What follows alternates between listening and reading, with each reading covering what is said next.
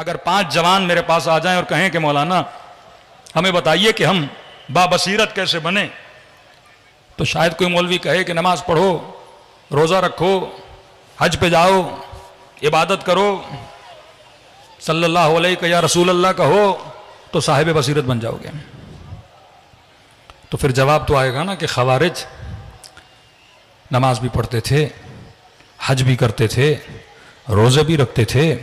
इब्न अब्बास जब उनसे मुकालमा करने के बाद वापस आए तो कहने लगे कि अमीरुल मोमिनीन, इनके माथों पे सजदों के निशान, ऊंट जब बार बार बैठता है ना तो ऊंट के घुटनों पर खाल उसकी मोटी हो जाती है, बैठ बैठ के काली पड़ जाती है। का मौला इनके घुटने नमाजें पढ़ पढ़ के काले पड़ गए, इनके माथों पे सजदों के काले निशान आ गए। इतनी पूरी पूरी रात जाग कर इन्होंने इबादतें की हैं कि आंखें इनके चेहरों के अंदर घुस गई हैं। अमीरुल मोमिनीन, ये मेरे मुकाबले में इनको कत्ल करना चाहते हो जो इतने नमाजी, लेकिन साहिब बसीरत नहीं है। बसीरत नहीं, आप देखें, अंदाजा लगाएं कि एक खातून को पकड़ के उसकी शिकम को काट के उसकी शिकम से बच्चे को निकाल के कत्ल कर देते हैं। किसी जवान ने मुझे कहा, मौलाना ये जब पहले हम सुनते थे ना कि शिकम काट के बच्चा निकाला मारा, तो कहते हमारे बहुत सारे बरादरान अहले सुन्नत कहते थे ये गढ़ी हुई बातें हैं, कैसे मुमकिन है कोई खातून के साथ एक जुल्म करे। लेकिन कहते हैं 2016 के बाद जब ये दाइश वाइश अपना सीरिया में और इराक में आई, जब उनके मजालिम हमने दिखाए तो कब फिर वो मानने लगे अगर ये कर सकते हैं तो वहां भी हो सकता है। कि एक दिन में 400 जवानों को मूसुल की यूनिवर्सिटी में मार के और जमीनों में दफन कर दिया गया। किस जुर्म में? क्योंकि अली के चाहने वाले थे। टेलीफोन की तारों से खवातीन के गलों को दबाया गया। एक मां के सामने 4 साला बच्ची का गला काटा गया। किसकी दुश्मनी में? अमीरुल मोमिनीन की दुश्मनी में ना। यही दुश्मनी वहां थी कि एक तरफ तकवा इस मकाम पे पहुंची हुई है, एक तरफ बुग़्ज़ उस मकाम पे पहुंचा हुआ है कि शिकम में बच्चा है, ये पैदा होगा तो अली की मोहब्बत वाला बनेगा, इसे कत्ल कर दो। और दूसरी तरफ गली में खजूर बंदा लेके जा रहा था, उससे लड़ाई कर रहे हैं कि ये खजूर किसी और की है, तुमने किसी का माल ग़स्ब किया है। यानी एक तरफ खजूर की अदालत पे लड़ रहे हैं, दूसरी तरफ नन्हे से बच्चों को क्या कर रहे हैं? कत्ल। क्योंकि साहिब बसीरत नहीं थे। अब अगर कोई जवान के मौलाना हम साहिब बसीरत बनना चाहते हैं, नमाज पढ़ूं तो बसीरत वाला बन जाऊं। खवारिज ने कम नमाजें पढ़ी, रोजा रखूं साहिब बसीरत बनूं। कम रोजे रखे, पूरा पूरा साल रोजे रखते थे। कम हज किए थे उन्होंने कि शिमर के लिए मिलता है कि 17 हज करने वाला यह बंदा है। कई हज इसने पैदल किए हैं। लश्कर यजीद का मुअज्जिन है, यानी ये अजान देता था, लोग नमाज पढ़ते थे। इब्ने साद मदीने में पैदा हुआ, इमाम हुसैन के साथ बड़ा हुआ है।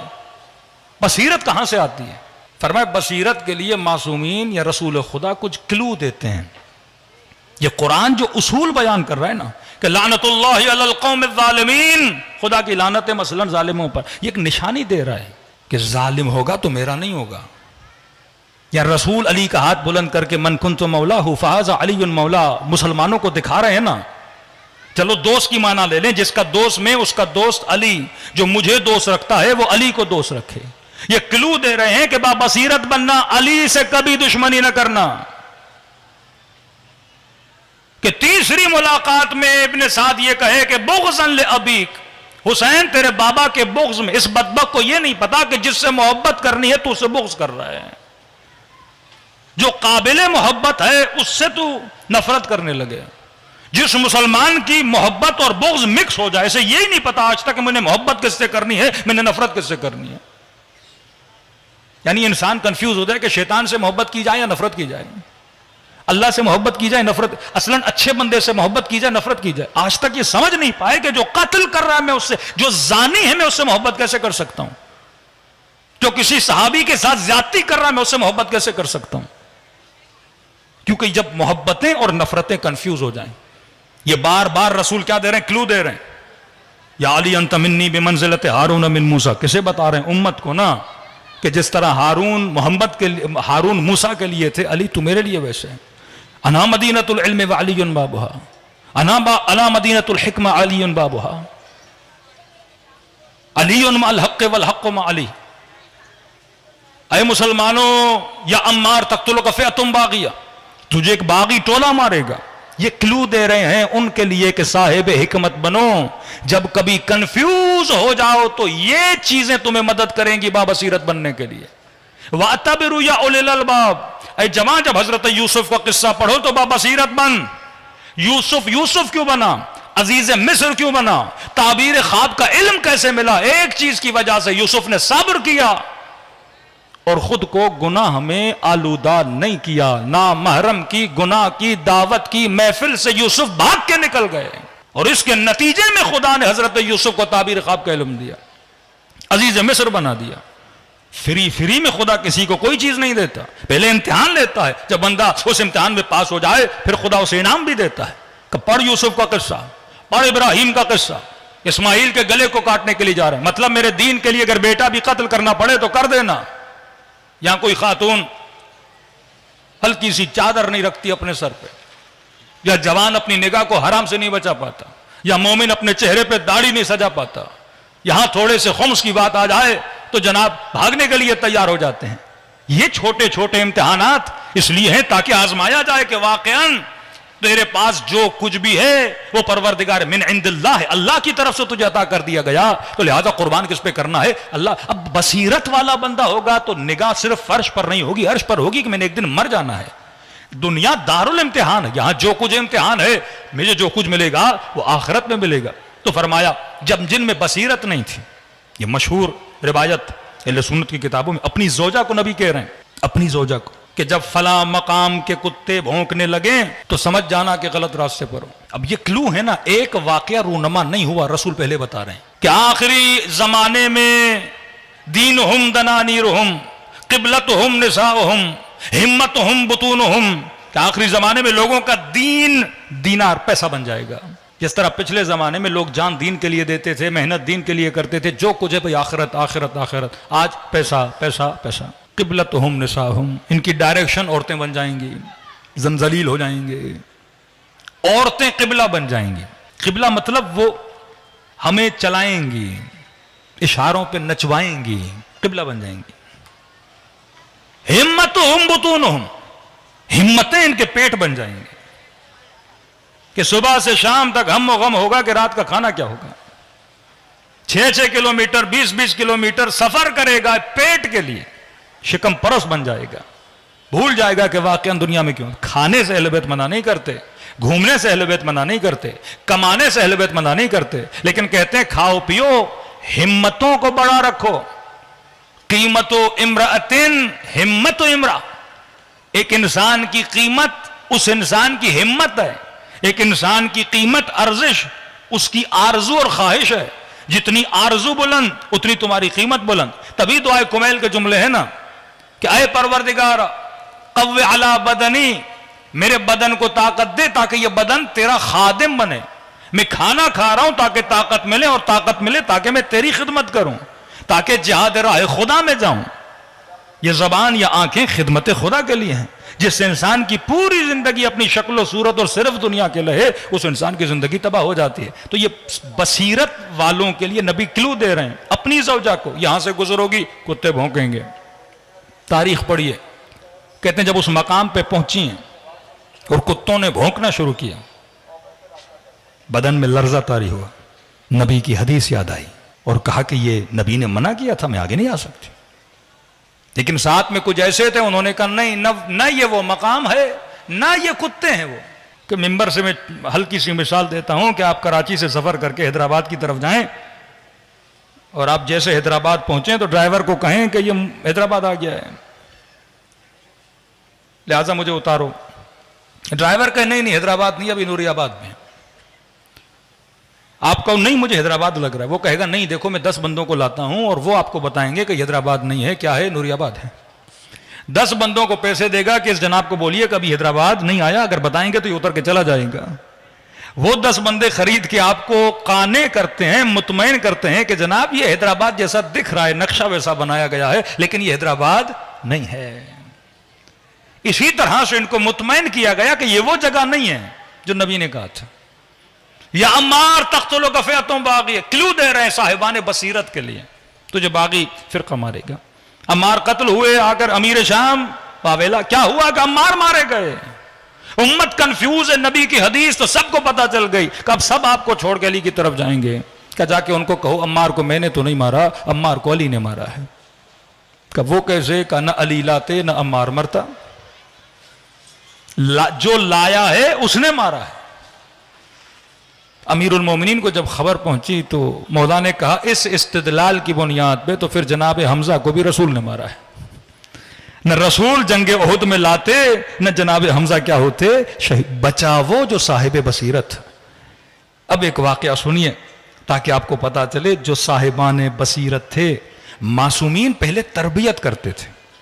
इमाम ज़माना अहले बैत आपको क्लू देंगे, निशानियां देंगे कि जब फंस जाओ ये निशानी, शैतान की ये निशानी, वसवसे की ये निशानी, गुनाह की ये निशानी, नामहरम से बचना चाहते हो तो ये निशानी, अपने अंदर ये चीज पैदा हो जाए तो फौरन दूर हो जाना। ये क्लू देते हैं, जो साहिब बसीरत है उस चीज को समझ जाए। आपके छठे इमाम, इमाम जाफर सादिक अलैहिस्सलातु वस्सलाम,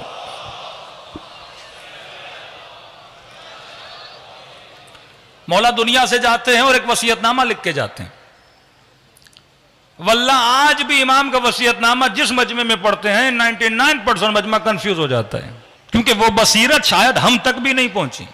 मासूमीन जिस जमाने में रहते थे कि आप सामिर्रा जाते हो सरदाब इमाम जमाना में, कहते हैं घर की कनीजों को 5 साल तक पता नहीं था ये बच्चा इस घर में पैदा हो चुका है। इस कदर खतरा था अहले बैत अलैहिस्सलातु वस्सलाम को कि पता चलता तो कत्ल कर देते। वो नहीं, ये 11 इमामों का बाद में शहीद होना और पैदा होते ही शहीद ना होना, यह भी कमाल है, क्योंकि ये इनको अपनी हुकूमतों का खात्मा समझते थे। हजरत मूसा के पीछे फिरौन कितना लगा कि मां ने अपने बच्चे को गहवारे के अंदर डाल दिया। यस्तहयून निसाअकुम यज़ब्बहून अब्नाअकुम, इनके बच्चों को कत्ल कर देता था, जबा, कुरान कहता है जबा कर देता था कि कहीं मूसा ना हो, क्योंकि उसे बता दिया गया था ये मूसा है जो तुम्हारे तख्त और हुकूमत का क्या करेगा, तख्ता उल्टेगा। तो इनको पता था नबी के 12 जानशीन है, तहद्दल इम्कान कोशिश की जहां मिले उनको कत्ल कर दिया जाए, खात्मा हो जाए, ताकि फिर हमारे मुकाबले में कोई ना आए। और यह जमाना मंसूर दवानिकी का जमाना, बदबख्तरीन जालिम तरीन, जिसने अहले बैत अलैहिस्सलातु वस्सलाम पे जुल्म किया। इसने अपने सिपाहियों को भेजा कि भाई क्या हुआ, छठे इमाम दुनिया से चले गए। अब कहा कि कुछ भी करके मुझे बताओ कि उनका जानशीन कौन है, ताकि मैं उसका वहीं पे खात्मा कर दूं। अब वसीयतनामे इमाम शिशुम पढ़ा जा रहा है। वक्त के हाकिम के सिपाही, वक्त के हाकिम के जासूस, वो भी खड़े हैं, शिया भी खड़े हैं, और वो इमाम जिसके 4-4 हजार शागिर्द, इतना इल्म फैलाया पूरे मदीने में, चेमगोइयां को भाई अब मसनद जाफर सादिक को कौन संभालेगा। और सबको पता है अगर पता चल गया कौन है, बेटे बहुत पता चल गया कौन है तो कत्ल कर दिया जाएगा। और मैंने कहा कि इमाम का ऐलान करना अहमियत नहीं रखता, पहले जो बसीरत इमाम ने दी हुई अपने शियों को वो काबिल अहमियत है। अब सुनिए, इमाम ने कहा कि मेरे 5 जानशीन हो सकते हैं। पहले जानशी का नाम लिखा मंसूर दवानिकी, जो कातिल इमाम, जो दुश्मन इमाम, जो इस इंतजार में है कि जानशीन का पता चले तो कत्ल कर दिया जाए।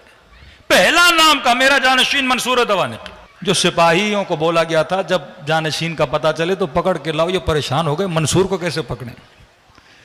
दूसरा जानशीन वाली और हाकिम मदीना, जो उसी मंसूर का आदमी। तीसरा फरमाया मेरी बीवी। चौथा फरमाया मेरे बेटे अब्दुल्ला अब्दाह।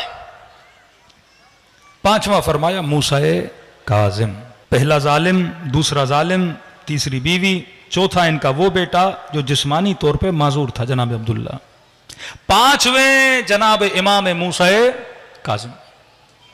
लोग परेशान हो गए, इबहाम में चले गए कि ये मौला क्या करके गए, कंफ्यूज हो गए। कहते हैं अपनी जिंदगी में जिससे इजहार बरात करते रहे उसका नाम कैसे लिख कर गए, और खातून खाना का नाम कैसे लिख कर गए, वो बेटा जो माजूर है उसका नाम कैसे लिख कर गए। कहते कंफ्यूज हो गए। मंसूर को जब ये बात पता चली वो भी खामोश हो गया, कहा ठीक है ये कंफ्यूज है, बात ही खत्म हो गई, इसका मतलब कोई जानशीन वानशीन नहीं है।